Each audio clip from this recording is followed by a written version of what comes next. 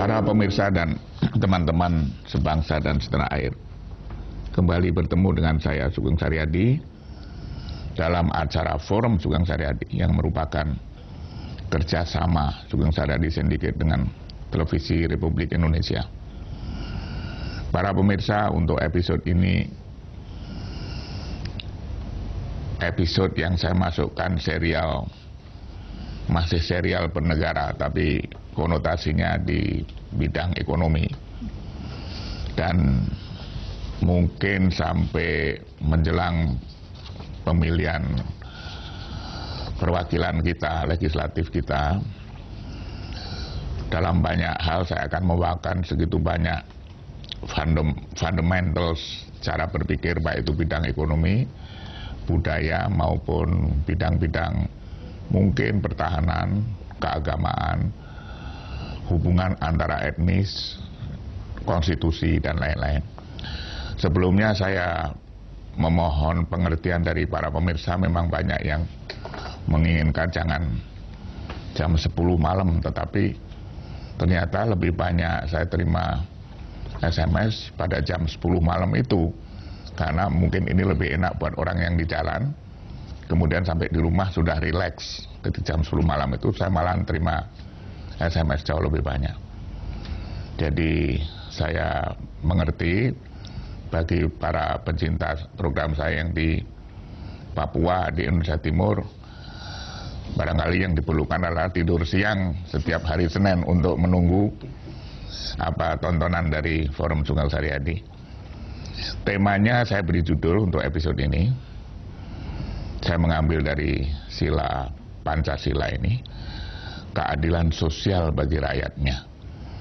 Saya beri subjudul, itu adalah bisa salah satunya diterjemahkan menjadi pemerataan ekonomi. Tamu-tamu yang saya undang adalah para panelis episode ekonomi saya yang sudah handal di bidangnya masing-masing. Yang pertama, Bapak Kristianto Wibisono. Selamat datang, Mas Kris.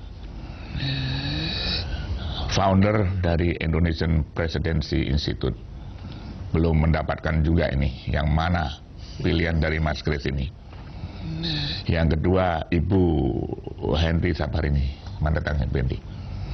Direktur Eksekutif Center of Reform on Economics, atau disebut CORE. Yang berikutnya Bapak Ihsanuddin Nursi. Selamat datang, Mas Ihsan, pengamat ekonomi kebijakan publik. Assalamualaikum. Waalaikumsalam.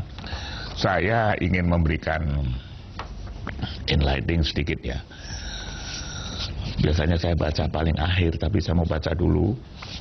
Ini saya agak membaca tulisan-tulisan lama, karena supaya saya tidak bohong, supaya saya bicaranya jangan-jangan cuma mau satu cari citra sekarang. Lalu tamu-tamu yang saya undang juga demikian. Kami duduk di meja ini sangat serius, sepenuh hati, penuh komitmen. Jadi untuk episode ini saya mau bacakan, karena serial bernegara. Ini di artikel tajuk yang saya tulis tahun 2006, bukan tajuk, yang saya tulis di harian Kompas 11 Maret 2006. Itu judulnya Di Sanalah Aku Berdiri. Di alena yang ke-1, 2, 3, ke-4. Tulisannya berbunyi seperti ini. Bernegara adalah membangun bangsa. Berbangsa adalah membangun kesatuan perasaan, kebanggaan hidup bersama, mengejar kebahagiaan hidup di suatu kesatuan tanah air. Setiap sumpah laku kebangsaan, bendera, kesatuannya harus menyentuh hati dengan kadar yang sama antara yang memimpin dan yang dipimpin, antara yang lebih beruntung dan yang terpinggirkan. Berbangsa adalah menumbuhkan rasa empati para pemimpin untuk bekerja memberikan yang terbaik bagi setiap warganya. Alinea yang saya tulis tahun 2006. Sekarang, apa itu pemerataan? Oleh para ekonom katanya, besarkan kuehnya, kemudian kuehnya kita bagi. Itu sudah menjadi adagium yang saya kurang setuju. Membagi kuenya, maksudnya bagiannya supaya sama. Di buku yang saya tulis 2004 kalau tidak salah, kelas menengah dan kaum pinggiran, Bu Fadis, pemerataan itu sesungguhnya bukan itu. Orang yang secara alamiah bisa ada yang miskin, ada yang kaya, ada yang pintar, ada yang tidak. Nah, memeratakan seharusnya adalah boleh orang punya rumah bagus, ada yang kecil, ada yang tidak. Tapi pemerataan pada intinya adalah public utilities, public needs. Jadi ketika rumah kecil sumuk, panas, nggak ada AC, begitu keluar enak, taman kotanya hijau. Begitu keluar mau belanja jarak 5 kilo, 10 kilo naik motor, tidak biaya tinggi karena rata. Kan begitu ya Pak Ihsan. Minum air minumnya sama dengan yang diminum burung, bisa diminum. Jadi sekarang ini ada yang minum aqua, ada yang tidak. Rumah-rumah kumuh di mana-mana. Jadi kalau komunis itu ada gium gini, each according to his need. Kalau mau ngambil, jadi yang dibutuhkan itu pemerataan itu pokoknya ada, nyaman, tertib. Nah, sekarang berbangsa itu menyebarkan itu. Nah sekarang ini kan tidak. Jadi statementnya mau membangun kilang refinery di Bontang 90 triliun. Yang statement terakhir itu. Tetapi di saat yang sama, jalan tol, rusaknya jalan di mana-mana, yang itu mematikan ekonomi di daerah sekitar itu. Saya ke Pak Ihsan dulu ya, Ihsan ya. Jadi Pak Ihsan ini, jadi apa tadi judulnya, keadilan sosial bagi rakyatnya, pemerataan ekonomi. Apa yang Anda lihat sekarang, tapi tidak juga bisa mengatakan kalau saya bilang neraca itu ada aktif ada pasif. Aktifannya juga tidak sejelek-jeleknya juga. Jadi ada GDP yang tambah dan seterusnya. Kelas menengah yang tumbuh 130 juta, iya. Tapi bagaimana yang, kata Mas Kris, bagaimana yang 100 gerobak yang kurang ini, Pak Ihsan? Dalam perdebatan panjang Founding Fathers, keadilan sosial itu dilihat dalam 3 rujukan. Rujukan pertama, kalau baik pidatonya Yamin, terus perdebatan yang muncul dari Supomo, lalu disampaikan oleh Bung Karno terakhir, keadilan sosial itu menjadi rangkuman tujuan kehidupan bernegara berbangsa. Mulai dari ketuhanan yang Maha Esa, seterusnya sampai akhirnya keadilan sosial. Kenapa begitu? Karena pengalaman para Founding Fathers, mereka melihat Barat telah melahirkan satu krisis panjang, baik yang dimulai dipicu pada 1913-1914, maupun kemudian berlanjut ke 1929-34, sampai akhirnya Hatta menulis krisis kapitalisme. Itulah kemudian mereka mendapat pembelajaran dalam sekali bahwa kapitalisme tidak pernah bisa melahirkan keadilan sosial. Tetapi bukan serta-merta mereka menerima komunisme. Mereka juga tidak mau menerima karena dalam perdebatan panjang di sana, komunisme juga melahirkan ketidakadilan. Kenapa? Karena bukan hanya bicara hak ekonomi, hak politik pun harus punya kesetaraan. Di situ muncul The Founding Fathers menyatakan, kita tidak bisa, kalimatnya tegas sekali, kita tidak akan mengambil bentuk fasisme, kita tidak akan pernah bisa mengambil bentuk nazisme dan seterusnya. Sampai akhirnya mereka bilang kita harus membangun Indonesia, dan muncullah kata-kata sosialisme Indonesia. Itu pengertian pertama. Pengertian kedua, keadilan sosial itu dipandang sebagai sebuah tujuan yang bukan cuma sekedar, kalau yang tadi pertama adalah alas bagi semua kebijakan, maka yang kedua adalah dianggap sebagai tujuan, sebagai cita-cita kehidupan berbangsa dan bernegara. Nah, pengertian yang ketiga, dia menjadi payung dan kemudian ketemu dengan tadi alasnya dalam proses perjalanan kehidupan berjalan berbangsa. Jadi payungnya adalah keadilan sosial, akarnya adalah keadilan sosial. Artinya saya ingin mengatakan begini, The Founding Fathers sampai dengan, kalau saya pelajari sampai dengan perdebatan di periode 655 itu, berpikirnya sangat sistemik, struktural tentang keadilan sosial itu. Jadi dia tidak hanya berpikir di alas, tapi juga dia berpikir di puncak, di payung posisinya. Itu yang pertama. Yang kedua, kalau Mas Sugeng tadi merujuk pada posisi kehidupan berbangsa adalah membangun bangsa, membangun kebanggaan, sekaligus menumbuhkan empati kepada kaum terpinggirkan, dan di dalamnya pemerataan itu Mas Sugeng merujuk pada according to his needs. Saya menyebutnya begini. Nanti akan kita ambil indikatornya. Pemerataan itu adalah penerimaan hak-hak dasar masyarakat. Masyarakat harus menerima hak-hak dasarnya. Hak-hak dasar itu sudah diatur secara konstitusional. Di sana diterjemahkan oleh pasal 23 Undang-Undang 45 misalnya, kemakmuran. Jadi tidak boleh ada yang terpinggirkan dalam persoalan hak-hak dasar. Apa itu hak dasar? Disebutlah di situ misalnya dari mulai pekerjaan, lalu kemudian yang namanya perumahan, upah, disebut semuanya. Sampai pada sebutnya yang layak bagi kemanusiaan. Dalam bahasa yang sederhana, negara tidak boleh merendahkan nilai-nilai kemanusiaan. Itu kata kunci pertama. Jadi harus diterjemahkan secara baik dalam kebijakan. Ketika itu tidak punya penerjemahan secara baik dalam kebijakan, baik di fiskal, apalagi di moneter, apalagi kemudian dalam rangka membangun kampanye politik tanpa memahami betul apapun nilai kemanusiaan, maka tidak akan ada pengertian penerimaan hak-hak dasar. Nah, berikutnya adalah di dalamnya soal kesehatan, soal perumahan, soal pendidikan, itu disebut sebagai hak-hak dasar. Yang paling mendasar lagi, ini yang acap kali diabaikan oleh para pemikir di Indonesia, yang dimaksud hak-hak dasar di situ pun dalam kerangka berpikir konstitusional, maka pemerataan itu dan juga pemerataan pengetahuan supaya kesenjangan pengetahuan tidak boleh timpang. Di situ muncul makanya muncul pasal 31.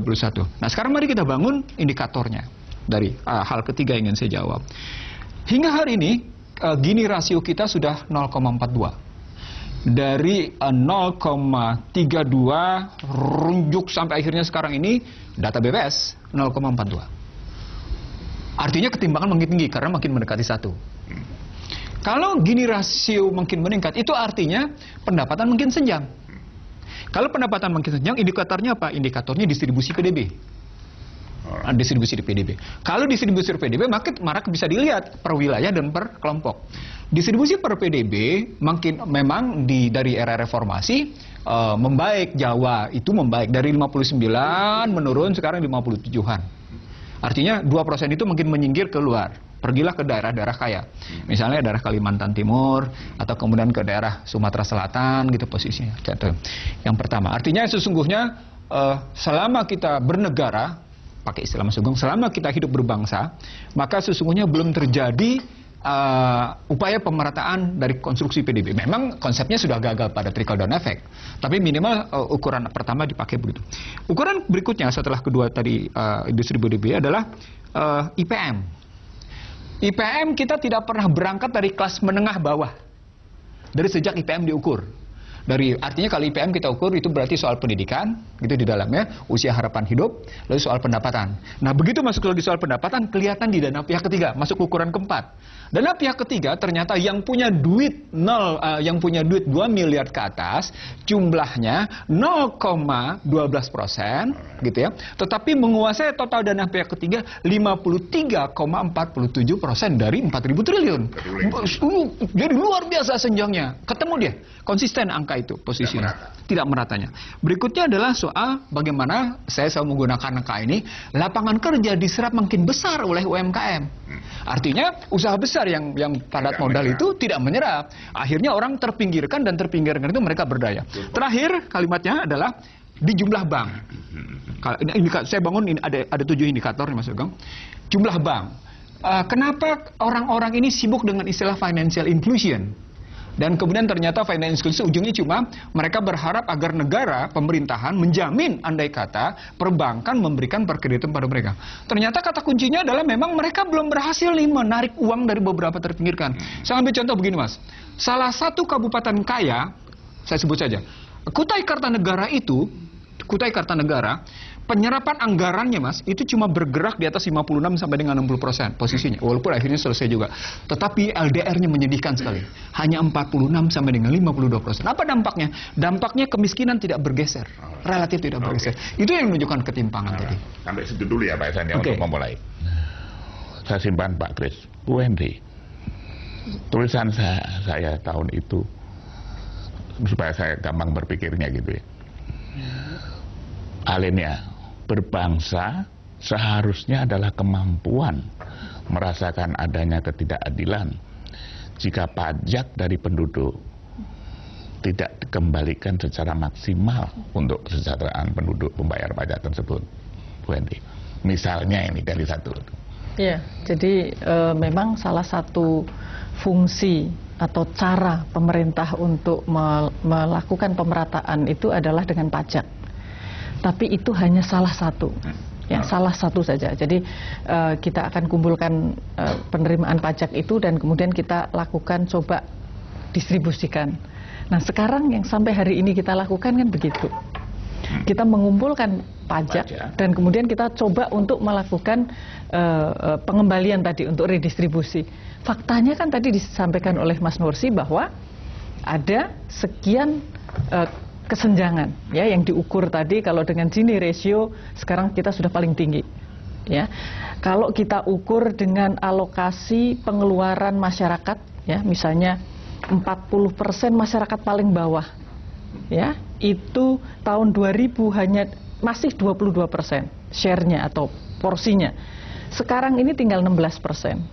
Yang menengah atau 40% menengah itu juga turun dari 38 ke 34. Tetapi yang 20% di atas itu meningkat dari 40 ke 49. Jadi itu tadi menjelaskan, jadi kita lihat dari Gini ratio, dilihat dari itu semua begitu. Artinya distribusi pemerataan tadi lewat pajak nggak cukup. Ya, nggak cukup. Jadi yang harus dilakukan adalah kebijakan tadi. Ya, kebijakanlah yang diperlukan agar masyarakat itu tadi tidak mengalami kesenjangan. Nah, distribusi atau kebijakan tadi bisa kemudian dibiayai oleh APBN, bisa dibiayai oleh swasta. Ya, tapi yang dibiayai oleh APBN itu adalah infrastruktur dasar yang tadi oleh Pak Sugeng sampaikan tadi. Sehingga kalau kita melihat misalnya sekarang ini masyarakat yang ada di pertanian, Pak Sugeng, jumlahnya itu 43%. Ya, 43% dari seluruh angkatan kerja yang ada di Indonesia. Artinya kalau APBN kemudian fokus ya digunakan untuk pengembangan tadi, ada infrastruktur yang related dengan pertanian 43%. Artinya 43% ini akan terangkat sehingga tidak ada pengeluaran tadi turun dari porsinya 22% ke 16%. Nah, jadi kalau dia kemudian diberikan juga jalan, kemudian infrastruktur untuk pertanian, perikanan, pertanian, maka ini akan ada peluang mereka. Nah, sekarang ini mereka menggunakan APBN, Pak, menggunakan pajak lewat APBN, tetapi yang diberikan bukan memberikan kesempatan bagi tadi sebutkan Mas Nursi bekerja. Padahal bekerja itu adalah hak seluruh rakyat untuk dia bisa kemudian bisa mencapai semaksimal yang dia mampu sebenarnya. Tapi pada saat lapangan pekerjaan itu atau jalan yang bisa menuju dia bermartabat itu tidak diberikan, tidak ada alokasi anggaran untuk menciptakan lapangan kerja bagi mereka yang 55% masyarakat itu sekolahnya SD aja tidak. Nah, ini kan kemudian menjadi kapan dia akan bisa mengejar tadi yang kelompok yang 20% yang di atas. Nah, sehingga semestinya yang dilakukan adalah memberikan pekerjaan pada mereka, bukan sifatnya seperti sekarang, APBN digunakan tetapi untuk diberikan raskin. Ya, beras miskin itu diberikan kepada mereka mau sehat, mau nggak sehat, mau bisa kerja, mau nggak kerja, dapatnya raskin. Ya, dan ini kan tidak memberikan kesempatan bagi dia. Umur dia masih 37 tahun, 47 tahun, masih sehat, kok tidak diberikan faktor produksi, tidak diberikan infrastruktur agar dia bisa bekerja. Tidak strategis. Tidak strategis. Kalau memang dia tidak punya tanah, mestinya kan ini ada tanah negara. Kalau dia tidak punya faktor produksi, dia diberikan. Nah, sehingga mestinya pajak itu ya harus sebagai satu instrumen untuk redistribusi karena pajak adalah sumber APBN, tapi tetap pilihan kebijakannya. Good point. Ya, pilihan kebijakannya, bukan kepada nilai pajaknya saja.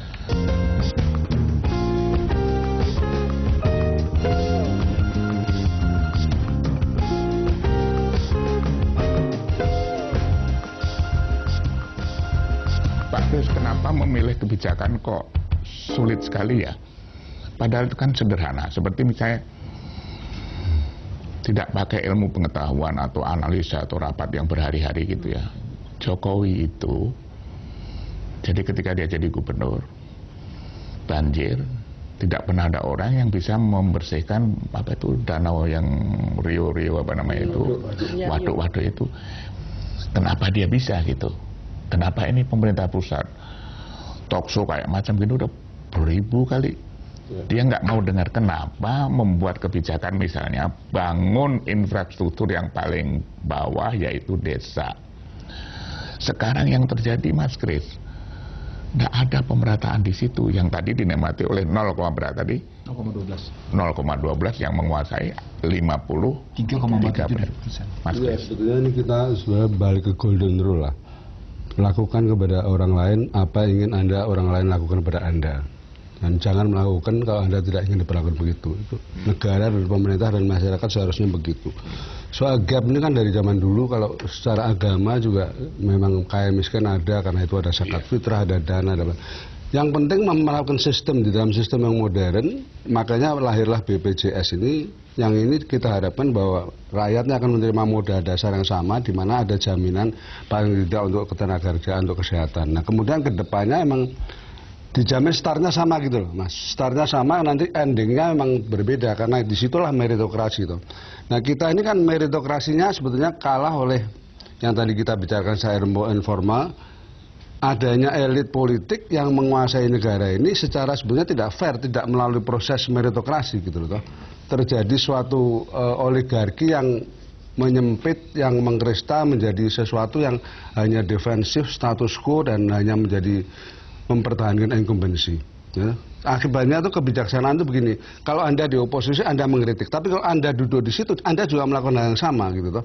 Sehingga yang betul-betul rakyat ini malah ketinggalan. Rakyat ini yang dipakai sebagai dalih aja. Wah ini untuk melindungi proteksi ini. Tapi yang diproteksi ternyata bukan kebijakan yang katanya proteksi itu ternyata hanya menguntungkan yang tadi loh. Yang Pak Ihsan bilang bisa bermain di tingkat apa sebagai apa agennya daripada kebijakan itu. Nah sekarang masalahnya adalah bagaimana kita memperbesar kekuatan masyarakat ini. Jadi the society ini harus besar, karena sekarang begini loh, the state kelasnya besar, the market tadi sudah bilang besar. Kalau market sudah menggulung itu sudah, the society ini juga orang-orang NGO kayak Mas Ihsan itu harus kuat dalam debat, dalam dialog dengan apa, dan policy dan juga alternatif supaya bisa memberikan sesuatu yang lebih baik daripada kegagalan birokrasi dan kegagalan pasar gitu.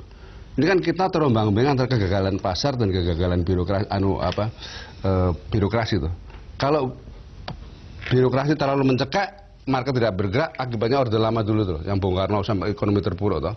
Nah, tapi kalau pasar dibiarin kayak zaman Soeharto dulu, kemudian ambruk juga, rakyatnya kena semua. Nah, sekarang bagaimana negara itu berperan secara berimbang. Nah, di sini kekuatan NGO seperti kita ini untuk memberikan masukan-masukan alternatif kebijakan yang mencelikkan mata dan kemudian bisa diambil putusannya siapapun dia, ya toh. Dari sebab begini, orang yang gunting duit rakyat tuh dari berbagai tipe. Kita mulai dari yang pertama, yang gunting itu siapa? Masyumi, Syafruddin Prawanegara itu Masyumi. Yang kedua yang motong 1000 dari 400 itu adalah Juanda dan Noto Hamiprojo, PNI. Yang ketiga Sumarno. Yang keempat Ali Wardana. Yang kelima Radius Prawiyo. Yang keenam ini Sumarlin dan terakhir Sudrajat Mari Muhammad. Jadi semua partai pernah gunting, pernah merampok rakyat kasarnya gitu loh. Nggak ada yang suci bersih gitu. Jadi jangan mengklaim bahwa paling bersih.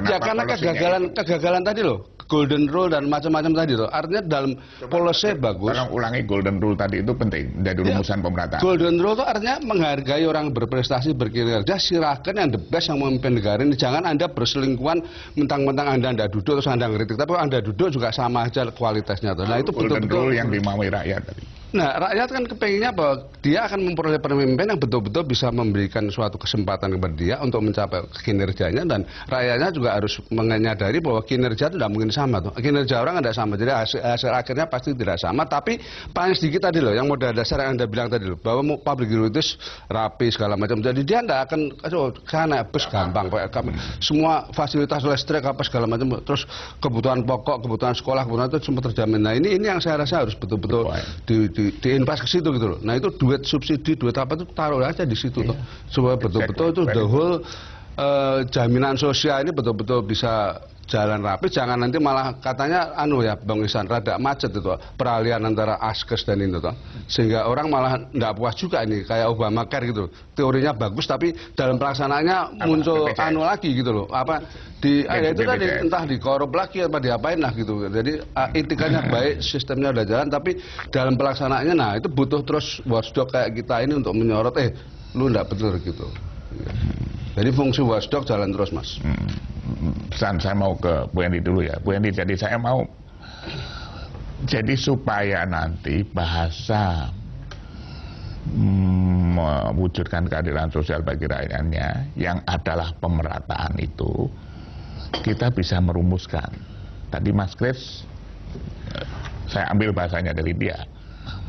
Jadi mari kita berikan kepada rakyat itu satu kebijakan memberikan kebutuhan-kebutuhan yang paling layak, basic, modal dasar sosial kepada rakyat. Seluruh rakyat kalau bisa. Jadi kesehatan, pendidikan.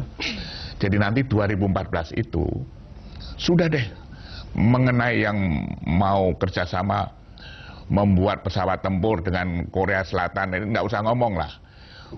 Fokus terhadap itu. Ini yang kalau orang Jawa diumuk-umukkan, itu disombong-sombongkan itu semacam itu. PDB, udahlah itu jalan sendiri kok.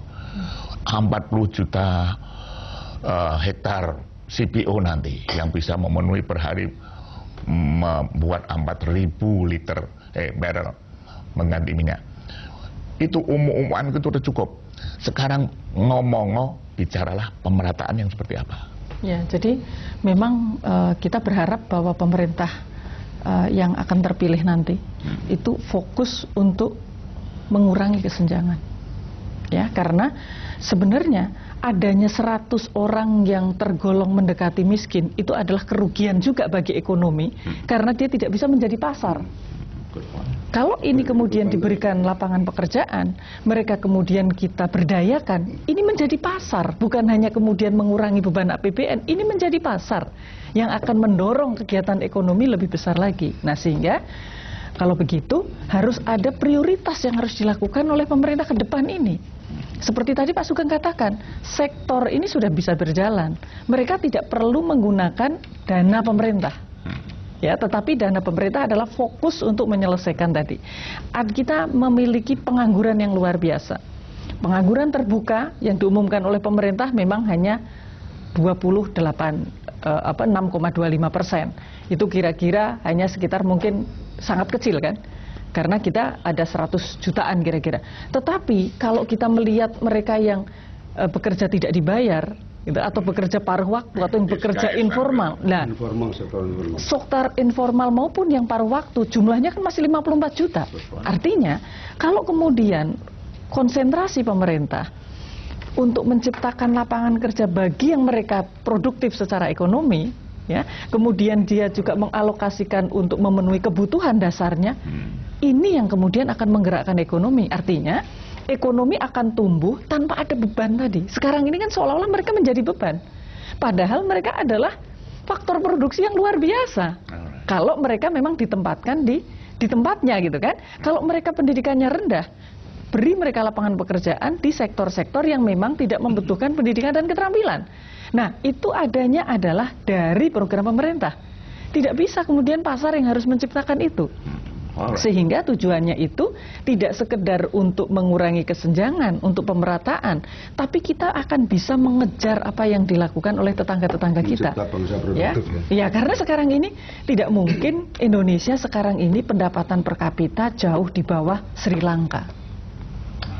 Ya, jadi kita masih nomor 126 dengan hanya 4,9 dolar, ya, ribu dolar. Tetapi Sri Lanka itu sudah 6.000 dolar, mereka ranking 116. Nah, jadi tidak hanya pemerataan, tetapi kita mengejar ketertinggalan juga. Jadi Pak Ihsan, sebelum Anda jawab pertanyaan saya ini, mari kita agak mengurangi, pakai bahasa Jawa saya ini, umuk-umukan soal yang sudah dicapai. Mari kita fokus kepada untuk mengisi keberuntungan demografi. Bonus demografi jangan itu menjadi liability Pak Ihsan, kan begitu ya. Lanjutkan Pak Ihsan. Iya, karena Mas mulai bicara bonus demografi, pertanyaan besarnya menjadi apa strategi yang dibangun oleh pemerintahan yang saya maksud pemerintahan berarti tidak hanya eksekutif, tapi juga berarti oleh DPR dalam melihat bonus demografi. Jujur saya bilang saya menyesal gitu. Karena bonus demografi itu diabaikan oleh pemerintah habis-habisan sehingga sumber daya yang sesungguhnya bisa melahirkan inovasi dan kreativitas dari bonus demografi yang muncul dari kalangan muda itu tidak terlembagakan. Secara individual nampak, Mas. Secara individual kita bisa melihat banyak anak-anak Indonesia yang bisa tampil sebagai sosok anak bangsa yang hebat di panggung dunia. Tapi individual. Bahkan dalam katakan pertandingan matematika, fisika di mana-mana gitu ya posisinya, mereka bisa tampil menang. Dan sayangnya pemerintah tidak menghargai posisi itu. Dari pendekatan itu loh saya berpendapat bahwa pemerataan itu sesungguhnya atau keadilan sosial itu tidak hanya bicara pada properti berbasis pada sumber daya alam, properti hanya berbasis pada penerimaan, pada posisi pengeluaran, pada posisi perdagangan, tapi juga sesungguhnya dimulai dari apa yang disebut dengan intangible-nya, modal sosialnya, gitu ya posisinya. Itu artinya kembali lagi tadi di pasal 31-nya. Di pasal 31-nya kita tidak mungkin hanya bicara bahwa warga negara punya hak memperoleh pendidikan. Bahasanya yang muncul dari Mbak Henry tadilah mengejar ketertinggalan. Bahasa lainnya adalah berarti menutup kebodohan yang sementara ini muncul yang terindikasi lewat tidak pernah naik kelasnya IPM kita. Jadi indikator tidak naik kelasnya IPM kita juga diindikasikan tidak naik kelasnya pendapatan per kapita kita. Dia cuma kelas menengah bawah, dia terus selama 40 tahun nggak bergeser di situ aja. IPM juga begitu, nggak naik kelas dia. Ada di situ aja gitu, kita tidak pernah meningkat gitu. Apa artinya? Artinya balik. Berarti apa yang Chris sebut sebagai government failure nampak di posisi pembiayaan, di posisi pembelanjaan. Nah sekarang pertanyaannya, kenapa kesalahan pembelanjaan itu diulang-ulang dari tadi kita sudah sebut era Soeharto sudah terjadi gitu ya, tapi kemudian dilanjutkan di era reformasi. Saya ingin mengatakan begini, di era Soeharto jelek-jeleknya itu angka pengangguran 5,5 paling top pengangguran. Walaupun kemiskinan dari era Soekarno dia turunkan habis-habisan sampai akhirnya tersisa sekitar berapa 9%-an kemiskinan itu di era Soeharto. Dari mulai cerita inflasi 600% di zaman peristiwa 66 gitu ya. Dan kemiskinan yang demikian tinggi dan dia terus menurun posisinya. Lalu tapi pengangguran dinyatakan di sana posisinya 5,46 tepatnya posisinya. Tapi setelah itu, setelah kita masuk makin bebas gitu ya, ternyata kita punya kemiskinan yang terus meningkat posisinya. Dari segi presentase kelihatan malah dia tidak membaik. Itu artinya ada kesalahan dua. Kesalahan pada pemerataan di properti, yang saya sebut tadi sebagai sumber daya alam, di penerimaan, di pengeluaran, dan di perdagangan. Juga kesalahan di penerimaan pada modal sosial. Kalau kesalahan pada modal sosial, maka mestinya pemerintah kemudian melakukan analisis tentang bagaimana kita menerapkan, kalau pakai bahasa Chris tadi, kalau pakai bahasa Mas saya balikin dulu. Bagaimana kita membina masyarakat, membina bangsa yang melahirkan rasa kebanggaan, kan kalimatnya kebanggaan, proud of nation, the dignity of nation. Gitu ya. Ada martabat atas rasa kebangsaan, ada rasa bangga atas kehidupan berbangsa bernegara itu dan itu adalah bagian dari pemerataan. Jangan kemudian kita bangga dapat remittance yang miliaran dolar, bawah di balik remittance itu tidak ada nilai-nilai kemanusiaan. Itu kan kesalahan besar dan kita kemudian tidak merasa bersalah karena kita tidak mampu menyediakan lapangan kerja di dalam negeri. Ini balik lagi kalau dalam bahasa ekonominya berarti ada gagal dong di pembelanjaan di APBN. Yang kemudian di demand goods-nya tidak melahirkan lapangan kerja karena memang supply goods-nya diserahkan ke swasta gitu posisinya. Pak Chris, jadi tadi saya mengambil bahasa Anda. Yang penting adalah membuat 2014 itu kebijakan yang memenuhi kebutuhan yang layak, yang paling dasar dari hidupnya penduduk warga negara itu, kebahagiaan. Nah, Pak Chris,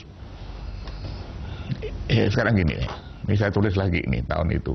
Berbangsa adalah kesamaan perasaan gagal para pemimpin ketika mengetahui sebagian warganya, utamanya bayi, anak-anak yang jumlahnya ratusan menderita busung lapar, kurang gizi. Merasa gagal ketika ada sebuah pengadilan dipimpin seorang hakim yang buta hati, membuat seorang anak bernama Raju menangis menjerit-jerit ketakutan terhadap sistem peradilannya. Kan menciptakan kebahagiaan sebetulnya. Ini hanya flashback saja ya.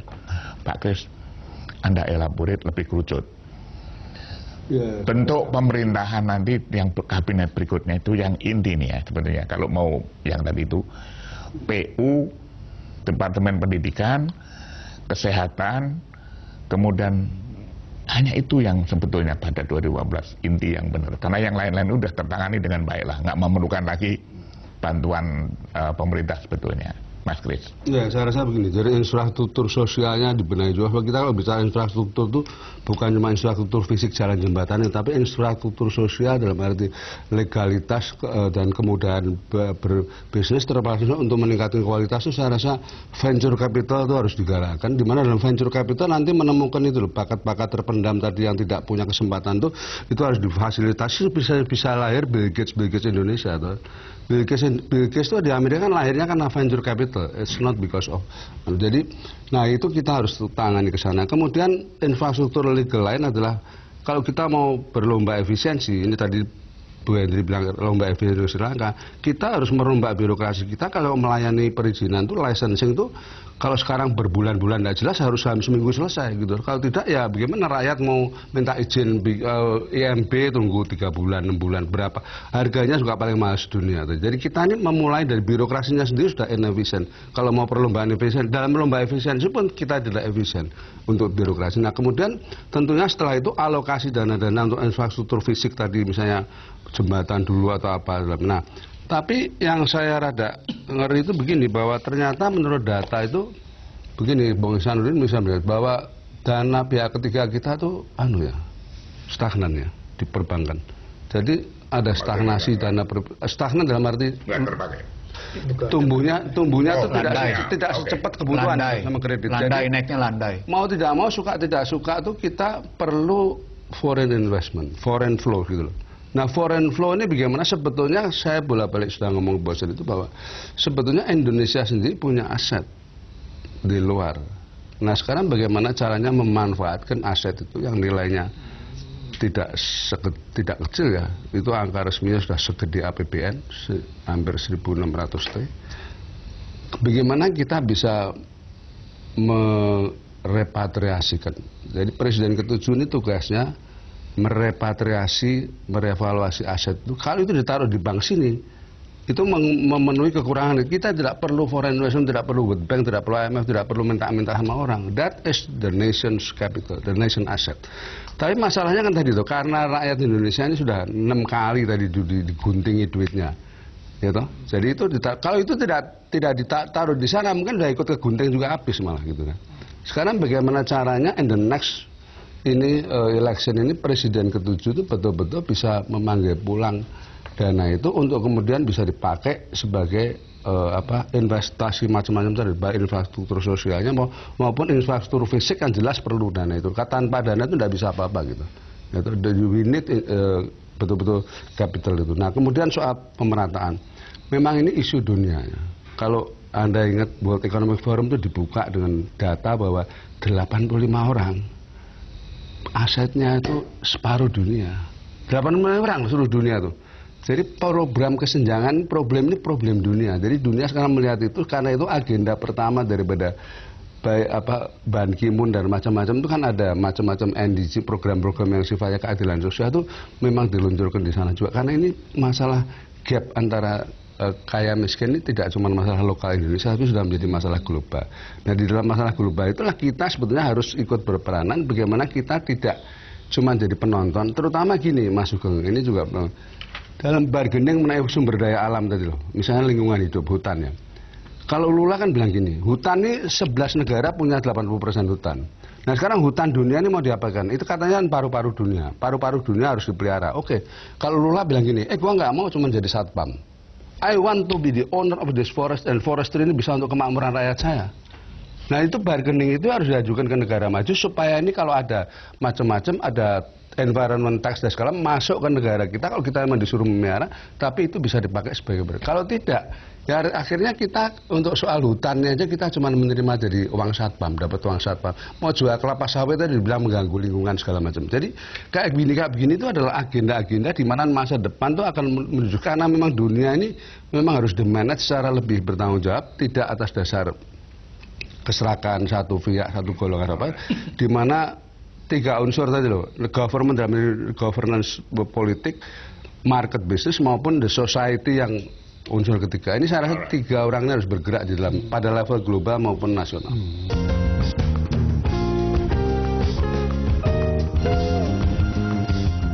Bu Henry, saya berpikir yang sederhana ya. Kalau tadi agak ada kebutuhan dari luar, modal misalnya atau lain-lainnya. Mari yang paling ada di depan mata yang kita bisa hitung. Jadi diperlukan kita harus polisinya itu memenuhi atau menyediakan kebutuhan-kebutuhan yang paling basic dan layak buat penduduknya. Sumber dana apa yang kita punyai? PPN berapa setahun? Ada yang teriak katanya bisa sampai 300 triliun atau 400 triliun. Itu uang ini loh, beli apa pulpen itu semua kan 10% kan uang kita sebetulnya, di store ke pemerintah kan, nantinya diretribusi kembali kepada si manufacturer itu. Kalau kita sepakat, kalau sampai 300 triliun, Menteri PU-nya, Menteri Pendidikannya tidak bingung sendiri, Menteri Kesehatan, kan kelihatan itu yang bisa dipakai, tidak usah nunggu repatriasi apa itu dari modal itu tiap tahun loh. Harus ada kesepakatan. Sekarang terbanyak dipakai untuk bunga utang, dipakai untuk bayar subsidi. Jelaskan nanti pada 2014 itu juru bicaranya itu Menteri Ekonomi mengembalikan uang yang memang tidak ambil dari negara, uang rakyat sendiri gitu loh Bu Henry. Menurut saya kok visible yang gitu-gitu, Bu Henry? Kalau kita bicara tentang pajak, memang itu pajak itu memang diambil dari kegiatan ekonomi masyarakat kan, dan itu besarnya sekarang sudah hampir 80% dari APBN kita.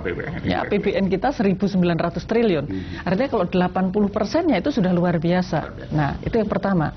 Yang kedua, kalau memang pemerintah ini sumbernya itu adalah dari pajak, ya, semestinya yang kita dorong seperti tadi Pak Sugeng sampaikan, dari sisi pengambilan pajaknya jangan didorong yang PPN, karena PPN itu adalah pajak yang tidak adil. Mereka yang kelas bawah, mereka yang kaya beli air mineral sama-sama 10%. Ya, nah jadi ini adalah pengumpulan pajak dari rakyat, itu kan sifatnya kontraktif, tetapi tidak adil. Semestinya yang didorong adalah pertumbuhan untuk PPH. Ya, PPH itu kan pajak penghasilan. Artinya mereka yang memang masih di bawah, belum kena batas kena pajak, ya jangan. Jadi biarkan mereka kemudian memiliki kesempatan untuk melakukan akumulasi modal mereka. Ekonomi mereka bisa membesar, baru setelah terkena batas kena pajak, baru kemudian dipajekin.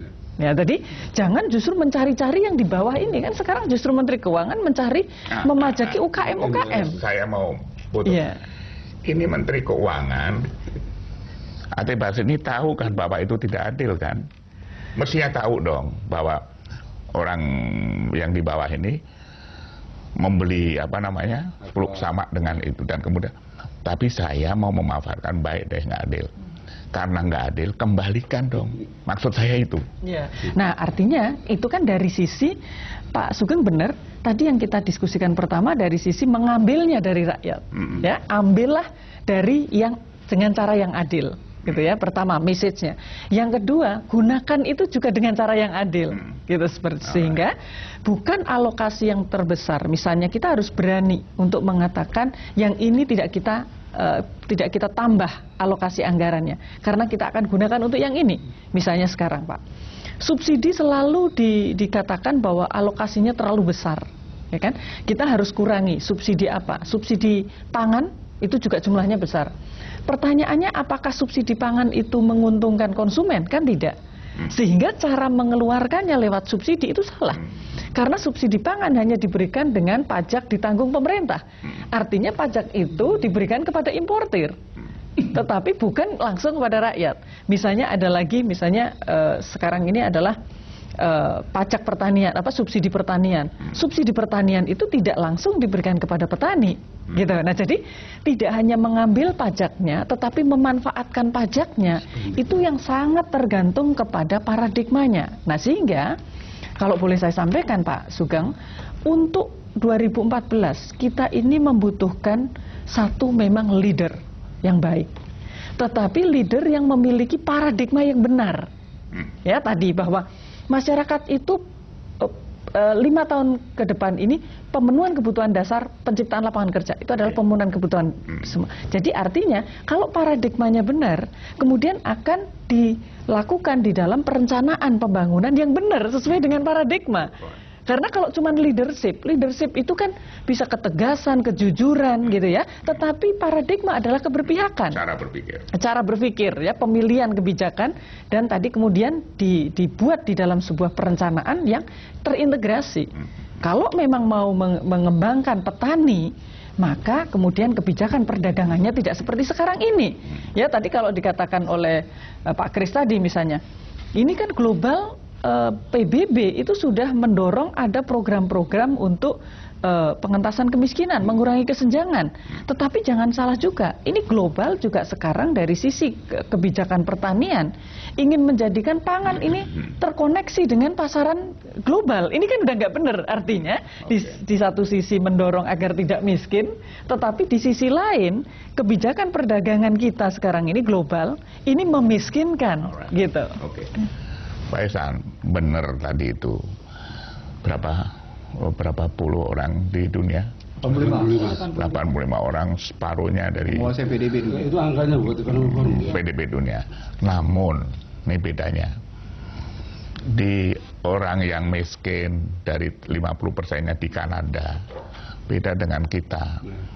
Di Kanada rumahnya itu kelas menengah, tetapi bukan soal kelas menengahnya kan. Apa itu tempat tinggalnya mungkin tidak segede-gedenya rumah-rumah di sini ya. Tempat yang berjubel-jubelnya misalnya kayak pecinannya di sana ada ya. Tapi ini yang saya maksud, begitu keluar dari rumahnya itu udaranya enak, naik kereta api on time, air minum tuh di pinggir jalan tinggal mencet gitu bunyi. Nah, itu saja konsentrasinya. Jadi si Khatib Basri nanti tahun Khatib Basrinya 2014 itu, jadi saya tambahin tadi Mas Kris, Menteri Keuangan, PU, Pendidikan, ini orang-orang yang penting nanti itu, yang punya nyawa seperti Anda itu. Jadi apa yang diperlukan oleh rakyat itu? Nah, di situ sekarang bagaimana ini bisa?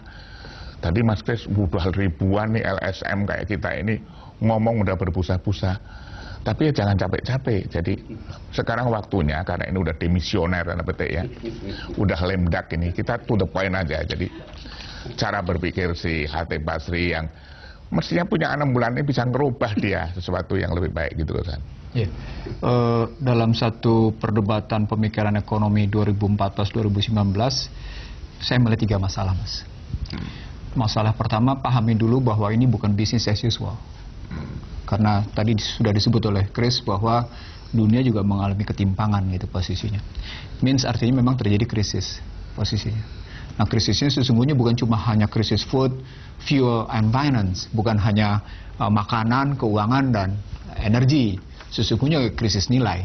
Nah, salah satu krisis nilai seperti yang terjadi pada era Yunani kuno, pihak yang namanya patron bertahan pada posisinya sebagai patron menghadapi posisi klien. Maka crisis approach itu, pendekatan krisis harus ditempatkan secara benar. Itu yang pertama. Yang kedua, berhentilah hanya bicara demand side. Tapi mari kita imbangi supply side-nya, kita imbangi juga dengan demand side-nya. Jadi jangan hanya melulu menyerahkan untuk yang Mas bilang tadi, begitu keluar dari rumah dengan suasana sejuk, fasilitas public utilities bagus, itu kan karena supply side-nya sudah diselesaikan sama mereka. Nggak ada bedanya sesungguhnya kalau kita lihat juga beberapa negara tetangga kita. Begitu keluar dari rumah, nggak usah jauh-jauh deh, Malaysia deh. Kita sudah bisa menyaksikan bagaimana namanya transportasi publik bagus, ruangan bagus begitu. Sekali lagi, kita tidak mungkin hanya demand side. Saya ingin mengatakan, mari kita imbangi pada tempatnya bahwa demand side itu penting, tapi pada saat sama supply side juga penting. Di tengah-tengah juga penting mana demand, mana supply side gitu. Dan itu saya kira 2014-2019 harus diperbaiki. Itu yang kedua. Yang ketiga, berhentilah urban oriented. Kasus Jakarta, kasus banjir kawasan Pantura itu urban oriented. Itu semuanya gambarin urban oriented, dan itu tidak selesai, Mas. Sampai kapanpun yang namanya Jakarta dengan kota-kota besar di Indonesia dengan modal urban oriented hanya akan melahirkan ketimpangan dan hanya akan melahirkan masalah. Itu artinya daya dukung dan daya tampung perkotaan tidak dibicarakan dengan desa. Nah, kalau Mas bicara keadilan sosial dalam perspektif pemerataan, 3 masalah itu kita selesaikan dulu. Sehingga apa yang Chris sebut sebagai infrastruktur sosial terjadi, infrastruktur fisik juga muncul, dan saat yang sama orang juga merasa pada posisi, pada tempatnya dihargai, dihormati. Karena kata kunci penghormatan, penghargaan itu adalah ketika ingin punya rasa kebanggaan, seseorang dihargai, dihormati pada tempatnya.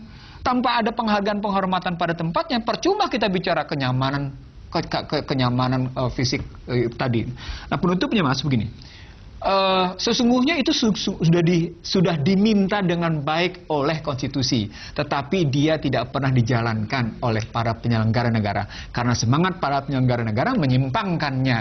Nah, itu mestinya kita perbaiki. Jadi dalam istilah saya di ekonomi konstitusi, perintah untuk mengangkat harkat martabat itu sejak awal, tapi itu tidak pernah menjadi ruh bagi kebijakan pembangunan karena tadi kata kuncinya begitu. Iya, itu tadi karena tidak pakai crisis approach tadi gitu posisinya. Oke. Meskipun untuk topik yang sifatnya pemerataan ini sebenarnya supply-nya tidak berat-berat amat sih dari sektor supply-nya. Tadi kalau hanya ngambil uang PPN saja cukup untuk membangun supply jalan raya, jalan desa, membangun rumah rakyat yang puluhan ribu bisa. Anyway, saya kurang juga ini 1 jam memang ya, tapi ini supaya kegalauan kita, Mas Chris, ngomong begini sudah tahun 2006 dan saya tidak bohong karena tulisannya sama saja gitu loh. Lalu kapan ini HT Basri terus the society must become the same power as state sama market. Jadi makanya nggak perlu jadi presiden, nggak perlu jadi konglomerat. Exactly. Kalau Anda jadi pemimpin society yang hebat, bisa sudah hebat. Cukup, itu harus dibuktikan bahwa kita sekelas dengan konglomerat, sekelas itu harus jadi keyakinannya gitu. Saya mau tutup nih, saya nggak nanti bohong lagi saya. Jadi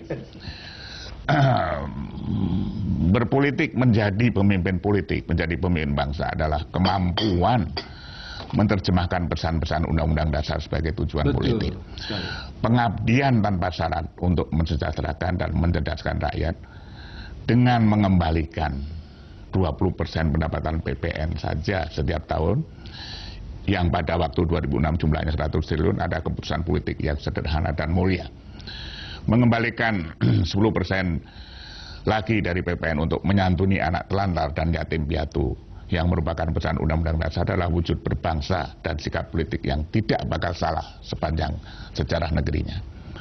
Berpolitik dan berbangsa adalah kesatuan yang tidak bisa dipisahkan, karena sejarah akan mengukurnya seperti itu. Berpolitik dan berbangsa adalah kesatuan perasaan. Di sanalah aku berdiri, menjadi pandu ibuku. Semuanya yang memimpin, yang dipimpin, si kaya, si miskin, tidak boleh ada tangis lagi di Republik ini. Insya Allah besok kita masih melihat matahari terbit dari ufuk timur dan tenggelam di ufuk barat. Assalamualaikum warahmatullahi wabarakatuh. Waalaikumsalam.